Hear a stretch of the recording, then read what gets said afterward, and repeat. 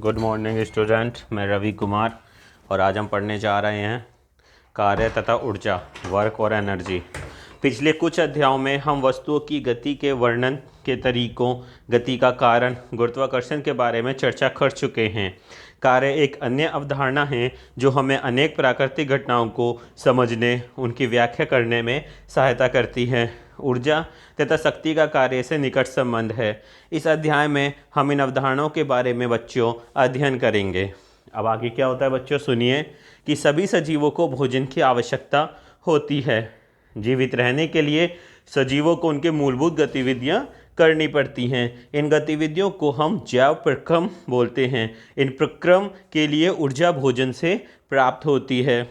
ठीक है। कुछ अन्य क्रियाकलाप जैसे खेलने, गाने, पढ़ने, लिखने, सोचने, कूदने, दौड़ने और साइकिल चलाने के लिए भी हमें ऊर्जा की आवश्यकता होती है। जंतु भी क्रियाकलापों में व्यस्त रहते हैं। उदाहरण के लिए वे कूद या दौड़ सकते हैं, उन्हें लड़ना पड़ता है और अपने शत्रुओं से दूर भागना पड़ता है। भोजन खोजना या आवास के लिए सुरक्षित स्थान खोजना पड़ता है। इसके अतिरिक्त कुछ जंतुओं को हम बोझा ढोने, गाड़ी खींचने या खेत जोतने के लिए उपयोग में लाते हैं। इन सभी क्रियाकलापों के लिए ऊर्जा की आवश्यकता होती है। मशीनों के बारे में सोचिए। उन मशीनों की सूची बना लीजिए जिनका उपयोग आप करते हैं। उन्हें कार्य करने के लिए किस चीज़ की आवश्यकता होती है। कुछ इंजनों को पेट्रोल तथा डीजल की आवश्यकता होती है और कुछ सजीव तथा मशीनों को ऊर्जा की आवश्यकता होती है। अब हम पढ़ते हैं बच्चों, कार्य क्या है। हम अपने दैनिक जीवन में जिस रूप में कार्य शब्द का प्रयोग करते हैं, जिस रूप में हम इसे विज्ञान में उपयोग करते हैं, उनमें अंतर। इस बात को स्पष्ट करने के लिए आइए कुछ उदाहरणों पर विचार करते हैं। कठोर काम करने के बावजूद कुछ अधिक कार्य नहीं। कमली परीक्षा की तैयारी कर रही है। वह अध्ययन में बहुत सा समय व्यतीत कर रही है। वह पुस्तकें पढ़ती हैं, चित्र बनाती हैं और अपने विचारों को सुव्यवस्थित करती है।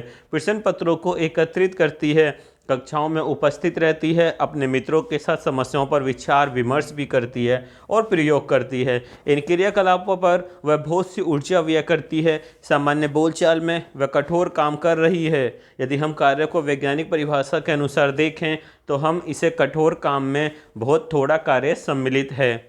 आप एक बहुत बड़ी चट्टान को धकेलने के लिए कठोर परिश्रम कर रहे हैं। मान लीजिए आपके सारे प्रयत्नों के बावजूद चट्टानें नहीं हिलती। आप पूर्णतः थक चुके हैं, तथापि अपने चट्टान पर कोई कार्य नहीं किया क्योंकि चट्टान में कोई विस्थापन नहीं हुआ। जब तक कि कुछ कार्य नहीं हुआ माना जाता, जब तक कि कोई विस्थापन नहीं होता, आप अपने सिरे पर एक भारी बोझा रखकर कुछ मिनट के लिए बिना हिले डुले खड़े रहते हैं। आप थक जाते हैं। आपने प्रयास किया और आपने बहुत सी ऊर्जा अपनी व्यय भी कर दी। क्या आप बोझे पर कुछ कार्य करें? हम विज्ञान में जिस प्रकार कार्य शब्द को अर्थ समझते हैं, उस स्थिति में तो आपने कोई कार्य नहीं किया। प्राकृतिक दृश्यों को देखने के लिए आप सीढ़ियों पर चढ़कर इमारत की ऊपरी मंजिलों पर पहुंच जाते हैं। आप एक बड़े ऊंचे पेड़ पर भी चढ़ सकते हैं। वैज्ञानिक परिभाषा के अनुसार इन क्रियाकलापों में बहुत सा कार्य निहित है। अपने दैनिक जीवन में हम किसी भी लाभदायक शारीरिक या मानसिक परिश्रम को कार्य समझते हैं। कुछ क्रियाकलाप जैसे मैदान में खेलना, मित्रों से बातचीत करना, किसी धुन को गुनगुनाना, किसी चलचित्र को देखना, किसी समारोह में सम्मिलित होना को भी कभी कभी कार्य नहीं समझा जाता। कार्य क्या होता है बच्चों, यह इस बात पर निर्भर करता है जब हम उसे कैसे परिभाषित करते हैं। विज्ञान में हम कार्य शब्द को भिन्न भिन्न प्रकार से प्रयोग और परिभाषित करते हैं। इसे जानने के लिए निम्न क्रियाकलाप कीजिए। उपरोक्त अनुच्छेदों में अनेक ऐसे क्रियाकलापों की चर्चा जिन्हें प्राय हम अपने दैनिक जीवन में कार्य मानते हैं। इनमें से प्रत्येक क्रियाकलाप के लिए निम्नलिखित प्रश्नों का उत्तर दीजिए बच्चों। किस वस्तु पर कार्य किया गया? वस्तु पर क्या घटित हो रहा है? कार्य कौन कर रहा है? कार्य की वैज्ञानिक संकल्पना पढ़ते हैं हम। विज्ञान के दृष्टिकोण से हम कार्य को किस प्रकार देखते हैं और परिभाषित करते हैं, यह समझने के लिए आइए कुछ स्थितियों पर विचार करते हैं। किसी सतह पर रखे एक गुटके को ढकेलें। गुटका कुछ दूरी तय करेगा। आपने गुटके पर कुछ बल लगाया जिससे गुटका क्या भैया विस्थापित हो गया। इस स्थिति में कार्य हो गया। एक लड़की किसी ट्रॉली को खींचती है और ट्रॉली कुछ दूर तक चल जाती है। लड़की ने ट्रॉली पर बल लगाया और यह विस्थापित हुई। इसका मतलब हो गया कि बच्चों कुछ कार्य हो गया। एक पुस्तक किसी ऊंचाई तक उठाई। ऐसा करने के लिए आपको बल लगाना पड़ेगा। पुस्तक ऊपर उठती है, पुस्तक पर एक बल कार्य लगाया गया, पुस्तक गतिमान हुई इसलिए कार्य हो गया। उपरोक्त स्थितियों को ध्यानपूर्वक से देखना कि कार्य करने के लिए दो दिशाओं का होना आवश्यक है। वस्तुओं पर कोई बल लगना चाहिए, वस्तु विस्थापित होनी चाहिए। यदि इनमें से कोई भी दशा पूरी नहीं होती और कार्य नहीं होता। विज्ञान में हम कार्य को इसी दृष्टि से देखते हैं। एक बैल किसी गाड़ी को खींच रहा है, गाड़ी चलती है, गाड़ी पर एक बल लगता है और गाड़ी कुछ दूरी चली जाती है। आपके विचार से स्थिति में कार्य किया गया है क्या? अपने दैनिक जीवन को कुछ स्थितियों पर विचार कीजिए जिसमें कार्य सम्मिलित है। अपने मित्रों से विचार विमर्श कीजिए कि क्या प्रत्येक स्थिति में कार्य किया गया। अब यह आप कर लीजिए खुद क्रियाकलाप। कुछ स्थितियों पर विचार कीजिए जब वस्तु बल लगने के बावजूद वह विस्थापित नहीं होती। ऐसी स्थिति पर विचार कीजिए जब कोई वस्तु पर बल लगे बिना ही विस्थापित हो जाए। प्रत्येक के लिए जितनी स्थितियां आप सोच सकते हैं उनकी सूची बनाइए। अपने मित्रों से विचार विमर्श कीजिए कि क्या इन स्थितियों में कार्य हुआ। अब है बच्चों एक नियत बल द्वारा किया गया कार्य। विज्ञान में कार्य कैसे परिभाषित किया जाता है, इसे समझने के लिए पहले हम उस स्थिति पर विचार करते हैं जब बल विस्थापन की दिशा में लग रहा हो। मान लीजिए किसी वस्तु पर एक बल F लग रहा है और मान लीजिए कि वस्तु बल की दिशा में S दूरी विस्थापित हो गई। मान लीजिए W कार्य किया जा रहा है। कार्य की परिभाषा होती है बल गुणा विस्थापन, यानी W बराबर F इंटू S। ठीक है, जैसे यहाँ पर क्या है, ये एक जो भी आप डिब्बा यहाँ है ये यहाँ से खिसक के यहाँ आ गया। ठीक है, अब किसी वस्तु पर लगने वाले बल द्वारा किया गया कार्य बल के परिमाण तथा बल की दिशा में चली गई दूरी के गुणनफल के बराबर होता है। कार्य में बच्चों केवल परिमाण होता है और दिशा कोई नहीं होती। समीकरण में यदि F बराबर 1 न्यूटन और S बराबर 1 मीटर हो तो बल द्वारा किया गया कार्य 1 न्यूटन मीटर होगा। यहाँ बल का मात्रक न्यूटन मीटर या जूल होगा। 1 जूल किसी वस्तु पर किए गए कार्य की वह मात्रा है जब 1 न्यूटन का बल वस्तु को एक बल की क्रिया रेखा की दिशा में 1 मीटर विस्थापित कर दे। तो बच्चों आपको कार्य की परिभाषा तो लिखनी है जो होती है, उसका ये फॉर्मूला भी लिखना है और साथ में 1 जूल की भी परिभाषा लिखनी है यहाँ से।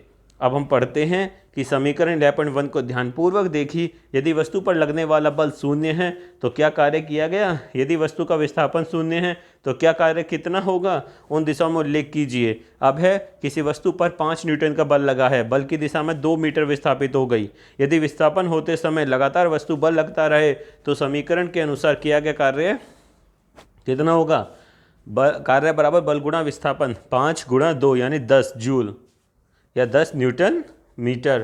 किसी वस्तु पर 7 न्यूटन का बल लगा है और मान लीजिए कि बल की दिशा में 8 मीटर विस्थापित हो गई। मान लीजिए वस्तु के विस्थापन के समय लगातार वस्तु पर बल लगता रहता है। इस स्थिति में कार्य क्या होगा, वही 8 सत्ते 56 न्यूटन मीटर। अब बच्चों एक अन्य स्थिति पर विचार करते हैं जिसमें बल तथा विस्थापन एक ही दिशा में है। एक बच्चा किसी खिलौना कार को 11.4 में दर्शाए गए अनुसार धरती के समानांतर खींच रहा है। बच्चे ने कार के विस्थापन की दिशा में बल लगाया। इस स्थिति में किया गया कार्य बल तथा विस्थापन के गुणनफल के बराबर होगा। ठीक है, इस प्रकार की स्थिति में बल द्वारा किया गया कार्य धनात्मक होगा। अब एक ऐसी स्थिति पर विचार करेंगे जिसमें एक वस्तु समान वेग से किसी नियत दिशा में गति कर रही है और उस पर विपरीत दिशा में एक अवमंदक बल F आरोपित हो रहा है। दोनों दिशाओं के बीच 180 डिग्री का कोण बन रहा है, माना कि वस्तु S दूरी के विस्थापन पर रुक जाती है। ऐसी स्थिति में बल F द्वारा किया गया कार्य ऋणात्मक माना जाता है और इसे ऋण चिन्ह द्वारा निर्देशित किया जाता है। बल द्वारा किया गया कार्य होता है F गुणा माइनस के S।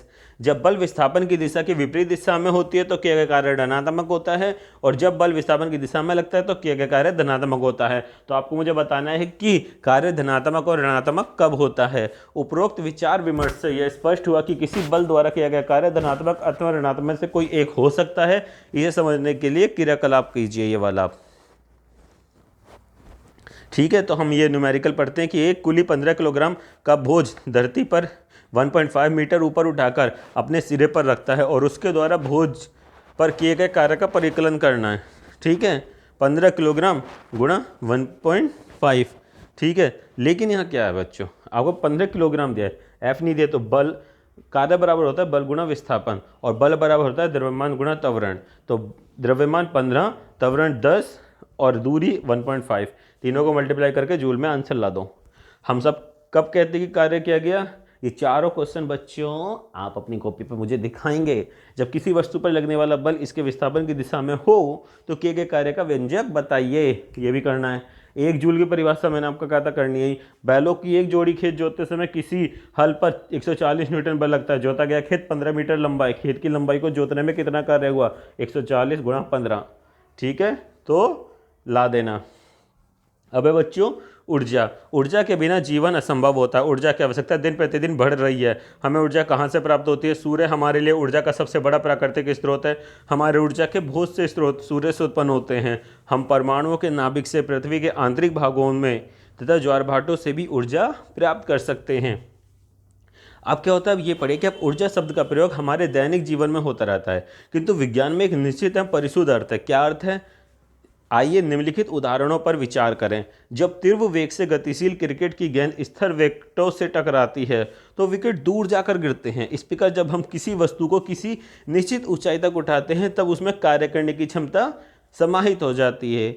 आपने अवश्य ही देखा होगा कि ऊंचाई तक उठाया गया हथौड़ा जब लकड़ी के किसी टुकड़े पर रखी हुई कील पर प्रहार करता है तो वह कील को लकड़ी में ठोक देता है। हमने बच्चों को खिलौना में चाबी भरते भी देखा, और जब यह खिलौना किसी फर्श पर रखा गया तो ये गति करने लगा। जब किसी गुब्बारे में हवा भरकर उसे दबाते हैं तो उसकी आकृति में परिवर्तन होता है। यदि हम गुब्बारे को कम बल लगाकर दबाएं तो बल को हटाने पर यह अपनी मूल आकृति में वापस आ जाएगा, किंतु हम गुब्बारे को अधिक बल लगाएं तो वह विस्फोट होकर फट जाएगा। बच्चों, इन सभी उदाहरणों से वस्तुएं विभिन्न प्रकार से कार्य करने की क्षमता अर्जित कर लेती हैं। यदि किसी वस्तु में कार्य करने की क्षमता है तो कहा जाता है कि इसमें ऊर्जा है। जो वस्तु कार्य करती है उसमें ऊर्जा की हानि होती है, और जिस वस्तु पर कार्य किया जाता है उसमें ऊर्जा की वृद्धि होती है। किसी वस्तु में यदि ऊर्जा है तो यह कैसे कार्य करती है? कोई वस्तु ऊर्जा है तो वह दूसरी वस्तु पर बल लगा सकती है। जब ऐसा होता है तो ऊर्जा पहली वस्तु से दूसरी वस्तु में स्थानांतरित हो जाएगी। दूसरी वस्तु क्योंकि कुछ ऊर्जा ग्रहण करती है इसलिए कुछ कार्य कर सकती है, और इस प्रकार ये गति में आ सकती है। इस प्रकार पहली वस्तु में कार्य करने की क्षमता है। इसका अर्थ हुआ कि कोई भी वस्तु जिसमें ऊर्जा है वो कार्य कर सकती है। इस प्रकार किसी वस्तु में निहित ऊर्जा को उसकी कार्य करने की क्षमता के रूप में हम माप सकते हैं। इसलिए ऊर्जा का मात्रक वही है जो कार्य का है, अर्थात जूल।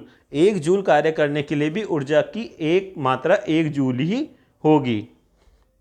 कभी कभी ऊर्जा के बड़े मात्रा को किलो जूल का उपयोग करते हैं, और 1 किलो जूल बराबर होता है 1000 जूल के बराबर ऊर्जा के रूप में। सौभाग्य से जिस संसार में हम रहते हैं उसमें ऊर्जा अनेक रूपों में विद्यमान है। विभिन्न रूपों में स्थितिज ऊर्जा, गतिज ऊर्जा, ऊष्मीय ऊर्जा, रासायनिक ऊर्जा, विद्युत ऊर्जा और प्रकाश ऊर्जा, ये सब ऊर्जा के रूप हैं। आपको ये जेम्स प्रेस्कॉट के बारे में लिखना है। क्या बोला इन्होंने? जेम्स प्रेस्कॉट ने बोला, जो थे वो जूल एक प्रतिभाशाली विज्ञानी थे। वे अपने विद्युत तथा ऊष्मागतिकी के अनुसंधानों के लिए विशेष रूप से प्रसिद्ध हैं। अन्य विचारों के अतिरिक्त उन्होंने विद्युत के ऊष्मीय प्रभाव के बारे में बताया। उन्होंने ऊर्जा संरक्षण नियम को प्रयोगात्मक रूप से स्थापित किया और ऊष्मा के यांत्रिक तुल्यांक के मान की खोज की, तथा कार्य के मात्रक का नाम जूल उन्हीं के सम्मान में रखा गया। चित्र 11.5 के अनुसार हमने क्या करा? उपकरण सज्जित कीजिए। एक ज्ञात द्रव्यमान के लकड़ी के टुकड़े को आप ट्रॉली के सामने किसी सुविधाजनक निश्चित दूरी पर रखिए। पलड़े पर एक ज्ञात द्रव्यमान रखिए जिससे कि ट्रॉली गतिमान हो जाए। ट्रॉली आगे चलती है और लकड़ी के गुटके से टकराती है। मेज पर एक अवरोध इस प्रकार लगाइए कि गुटके से टकराने के पश्चात ट्रॉली वहीं रुक जाए। गुटका विस्थापित हो जाएगा। गुटके के विस्थापन को मापिए। इसका अर्थ है कि जैसे ही गुटके ने ऊर्जा ग्रहण की, ट्रॉली द्वारा गुटके पर कुछ कार्य किया गया। यह ऊर्जा कहाँ से आई? पलड़े पर रखे द्रव्यमान को बढ़ाकर इस प्रयोग को आप दोहराइए। किस अवस्था में विस्थापन अधिक है और किस अवस्था में कार्य, यह बताइए। एक चलती हुई वस्तु कार्य कर सकती है। एक तेज चलती हुई वस्तु अपने सदृश अपेक्षाकृत धीमी चलती हुई वस्तु से अधिक कार्य कर सकती है। एक गतिशील गोली, बहती हुई हवा, घूमता हुआ पहिया, एक गतिशील पत्थर सभी कार्य कर सकते हैं। बहती हुई हवा पवन चक्की की पखुड़ियों को कैसे घुमा सकती है? गतिशील वस्तु में ऊर्जा होती है। गिरता हुआ नारियल, गतिशील कार, लुढ़कता हुआ पत्थर, उड़ता हुआ हवाई जहाज, बहता हुआ पानी, बहती हुई हवा, दौड़ता हुआ खिलाड़ी आदि सभी में गतिज ऊर्जा विद्यमान होती है बच्चों। संक्षेप में किसी वस्तु में उसकी गति के कारण जो निहित ऊर्जा होती है उसे हम गतिज ऊर्जा कहते हैं। तो गतिज ऊर्जा की डेफिनेशन लिखनी है आपको। किसी वस्तु की गतिज ऊर्जा उसकी चाल के साथ बढ़ती है।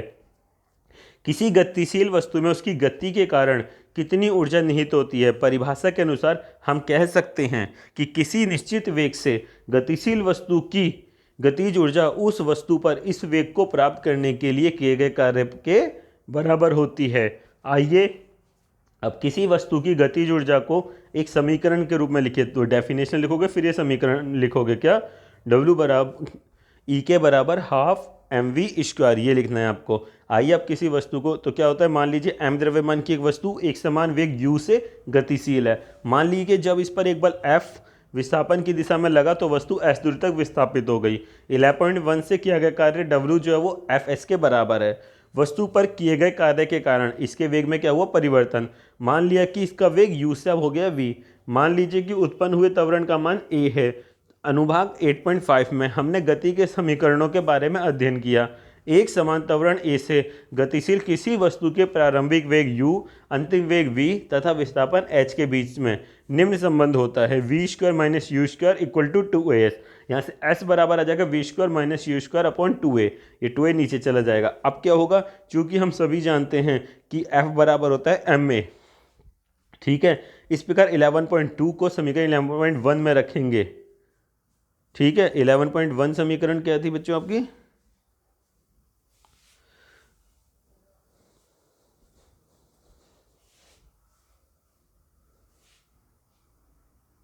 ये, ठीक है।